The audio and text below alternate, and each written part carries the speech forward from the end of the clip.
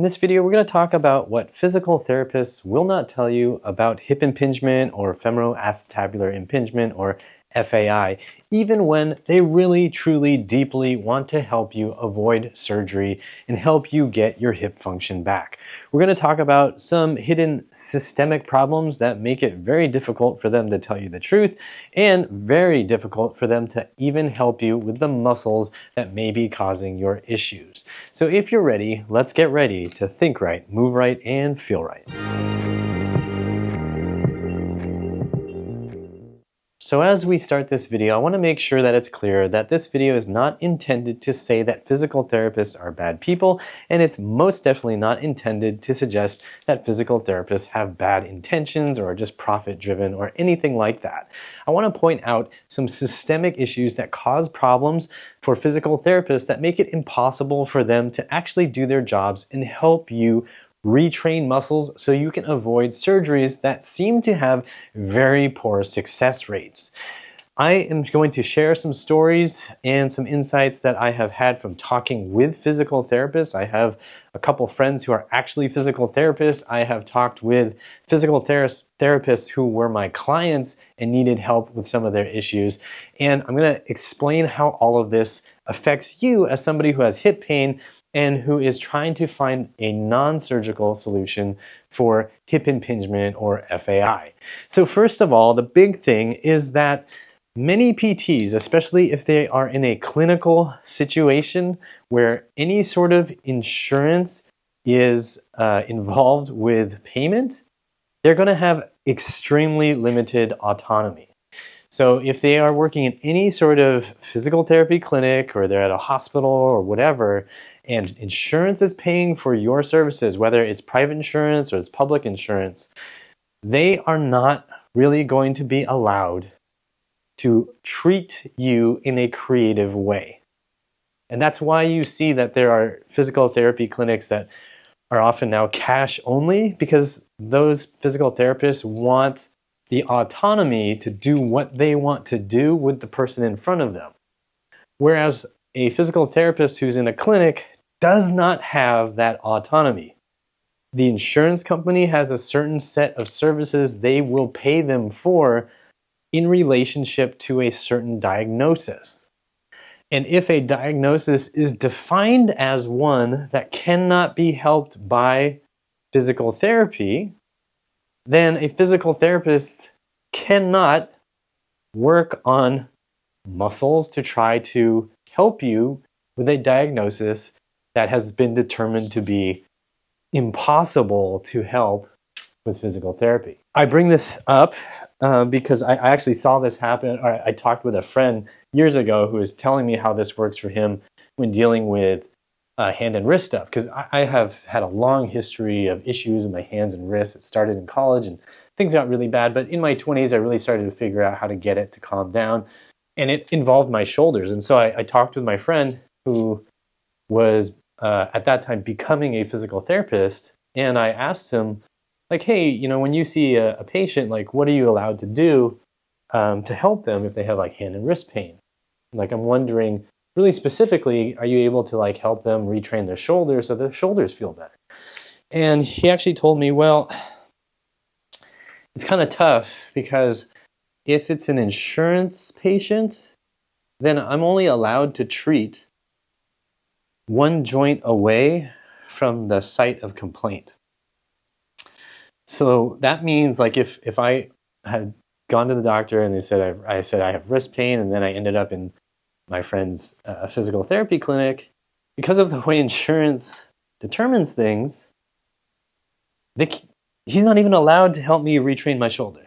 He's not allowed to think about, well, maybe like what's going on up at the front of the shoulder. Is it possible that I'm having some issues with my shoulder alignment? And even if he sees it and has a suspicion that this could cause some problems with my wrist, he's not allowed to treat it.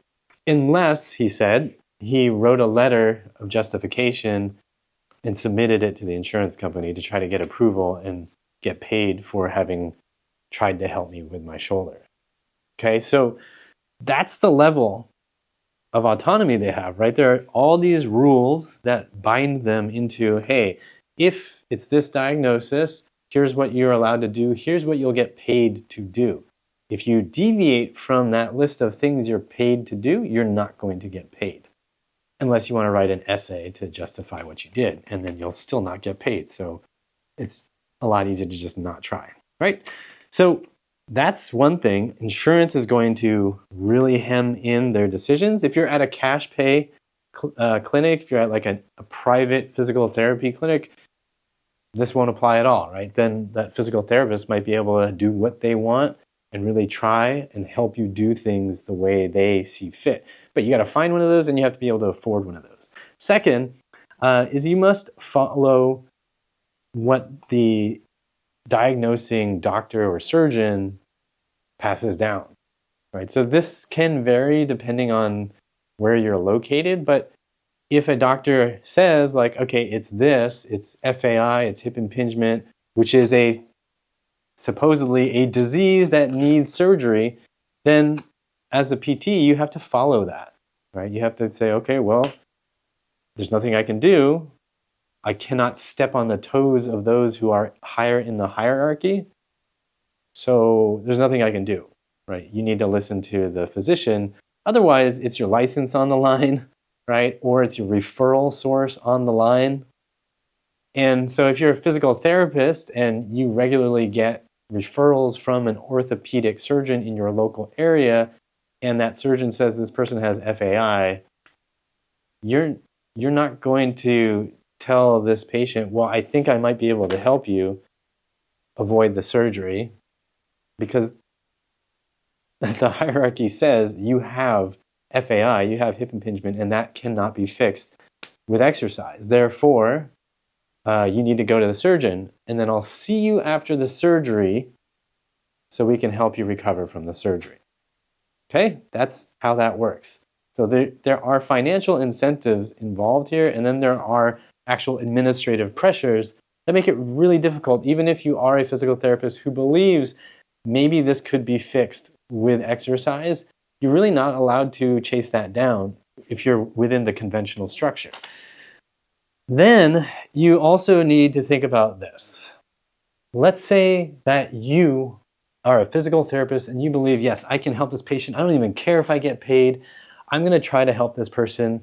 I don't care what the other doctors say. Maybe you're a physical therapist and you're in private practice. You get to make decisions. So you go online and you're like, let me see what else is out there.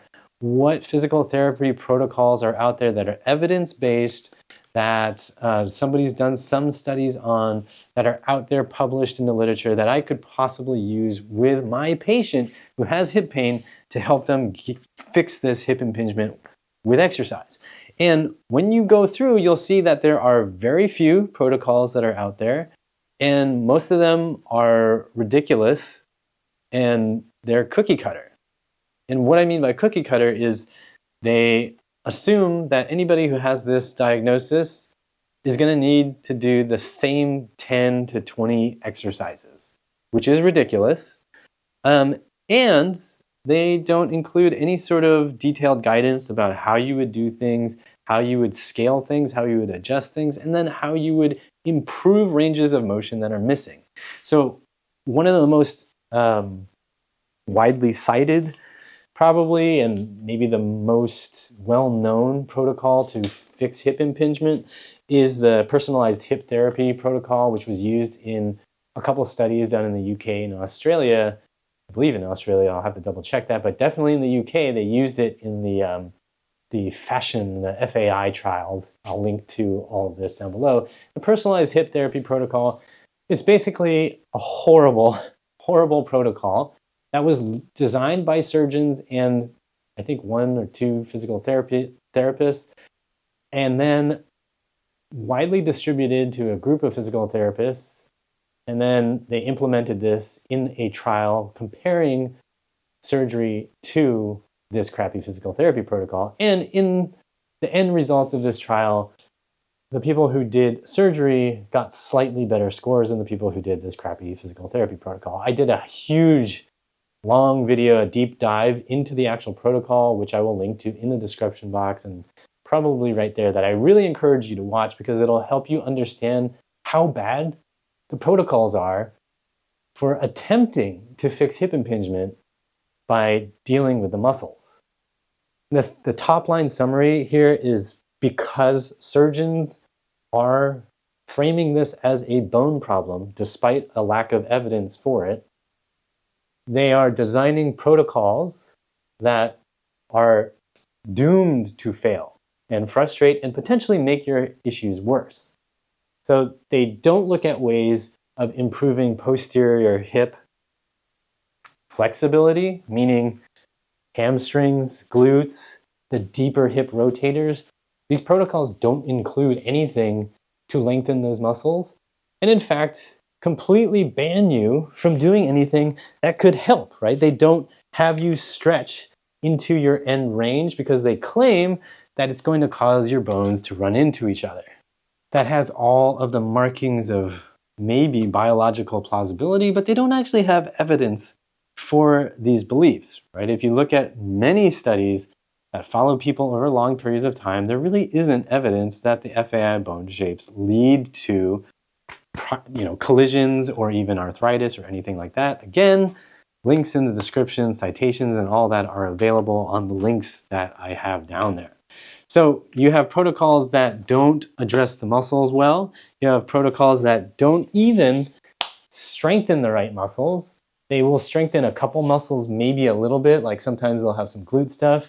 And then sometimes they'll just do stuff that makes no sense. Like they'll tell you to start doing forward lunges as if this is going to make your hip stuff better, when in fact it might make things worse, might give you knee pain, because most people with hip issues probably have some major coordination issues going all up and down from the foot to the hip and up above, and you're now having them do these dynamic exercises that they're not prepared for and going to bulk up a little bit in the quads and probably tighten up their hip flexors more. It's all kinds of insanity because the people who are designing the protocols don't think about human movement in a balanced way. They're just thinking, well, let's just avoid the positions that are painful and let's avoid the movements that might feel uncomfortable, because if they're uncomfortable, let's blame it on the bones. Again, no evidence that that's true, but it sounds good and it leads to more surgeries. So then if you're a physical therapist who's thinking, well, I want to help people with hip impingement, then you end up looking at these protocols, and if you implement these protocols, you're going to find no success. You're going to find your patients are not that happy. If you're a cash pay physical therapist, then you're taking money, you're not succeeding, you're not going to feel good, your patient's not going to feel good. It's just not worth the gamble to use these protocols that don't work and are designed not to work to try to help people. So the good physical therapists out there, the good coaches, the good trainers out there are going to be looking at movement in a more holistic manner. They're going to be thinking, how can I improve muscle function to improve what your hip joints are capable of doing? Not thinking about like, oh, it's the bone shapes, the bone shapes. You have to think about the muscles. There's so many muscles that wrap your hips in so many different directions that assuming that just a tiny millimeter difference in bone shape is the thing that changes 40, 50 degrees of range of motion is absolutely insane. It's literally insane. So the good coaches, the good physical therapists will be looking at, okay, what are the muscles doing and how do we improve the muscle ability? How do we improve your movement ability in different positions? It's not just about the bone shape. It's much more than bone shape. It's about all of these giant muscles that may be weak, that may be stiff, that may be too short, that may be even too long and too flexible and too weak, right? That happens too. So, I'm going to just wrap this with one quick thing. The reason I'm standing like this is to illustrate to you what could potentially happen with your hips. And so let's just say I spent 24 hours like this, or let's say I did that for a month. If I were standing in this position for a month, would it affect how I walk at the end of that month? Yes. The answer is yes. If I just stood like this for even 30 minutes and then it was time to walk, my hips would feel funky. They would probably not close in very well because the muscles in here have gotten used to this lengthened position. That means that it's not my bone shapes, right? In this example, you can very clearly see like, okay, if I'm walking like this, whew, it's not my bone shapes. It's not the bone shapes that cause this issue, but rather muscle. And how would I fix this problem? If I went to a doctor and I said, hey, doctor, I'm doing this, and they scanned my bones and they said, well, actually, your bones don't look so good. And I said, well, but I was able to walk fine before I did this thing where I was standing in an awkward side split position for a long time. Do you think it could be that? There's nothing in the diagnostic protocols, nothing in the hierarchy that says, think about whether abusing muscles and training muscles might be causing mobility issues. There's nothing in medical training that talks about that. All they talk about is, let's look at X-rays, let's look at MRIs, and let's do the special tests that also have no evidence that they're useful. So then somebody does those tests and they go, well, you have arthritis, you have bad bone shapes. Well, what's the diagnosis going to be? It's going to be those things are causing your pain. The only solution is surgery. When really, maybe I should spend a month or two trying to reprogram my hips, right? The difference here, like this example is just kind of showing you in a very artificial way how this whole process works. Because when you go through normal life, you're not going into this super awkward position all the time and holding this uncomfortable position. But what you are doing is sitting in a chair all day long, or you're at the gym doing the same 2 or 3 motions over and over again under heavier and heavier load. Or even if you're in a more varied environment, we will tend to naturally cheat ourselves of full ranges of motion because usually the end ranges of motion are not as strong and comfortable as in the middle of the range. So we'll just stay where it's comfortable, right? So like, okay, I could go down like this to pick something up, but it's easier for me to just do this. So I'm going to do the easier thing. And then over time, you lose ranges of motion because you're not using those ranges of motion to the point where it's like, well, I can't actually do that anymore. Is that a bone problem? Absolutely not. So to recap here, physical therapists are often hemmed in by insurance, by the actual medical hierarchy who's passing down the diagnoses. They're hemmed in by standards of practice because they don't want to risk their license telling you something that is against current conventional dogma. And even if they want to help you, the existing protocols to fix hip impingement are garbage. The ones that have been published are absolute garbage. I encourage you to look at the PhD, the Personalized Hip Therapy Protocol. I will have that whole video linked down in the description box. I have a whole bunch of free videos as well, exercises, etc., to help you with your hips, to help you restore ranges of motion. I also have a program I will link to down below. It's called the Healthy Hips Program. If you feel like you need a program that is practical and has a lot of variation to help you pinpoint what your specific issues might be, then I encourage you to check it out. It's at uprighthealth.com/DIY. For the free videos, you can check them all out here. If this helped you, please comment, like, share, and subscribe. And as always, I hope you remember that pain sucks, life shouldn't.